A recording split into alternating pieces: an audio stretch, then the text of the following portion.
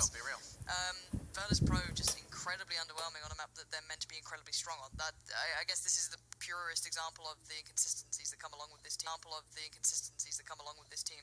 Throughout, you add in the fact of the holiday coming through as well. And FaZe is just the same. They had an incredibly hit and miss day previously, where they had incredibly close games on maps like this, and got pushed to limits they shouldn't have been, and now they've come out again and been a lot stronger.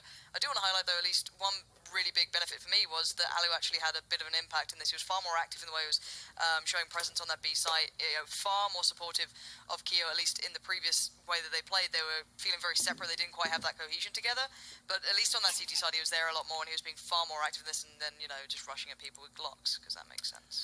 Yes, indeed. Now, one of the things that you highlighted yesterday, or was highlighted yesterday regarding their train performance, was Keo and being an integral part of their defense, basically having to post up on B. Was that encountered at all this time? Was there a change necessary, or is it just a case of they did so well on their defensive side without him? I don't think he got pressured as much as he did yesterday. Yeah. Like, let's be very real, he was fine. He was being a little more aggressive, I guess, towards the halls every now and then. He'd push up, he got a couple, and he might overstay his welcome every now and then. He got punished a couple of times for it, but by that point, already the rest of FaZe had come over and helped him. This was the really smart Glock push that just makes sense. But no, again, it's just FaZe were a little quicker on the trigger this time, on their rotates being a little bit quicker to support that B site if required. And that was about it, really. I'd love to say it was more that you could be really impressed with the gameplay that they brought up, but I feel that Virtus Pro weren't pushing as hard. Let's be honest, that B hit that was coming out from Team X previously was actually pretty well constructed, and there was really few comparisons away from that.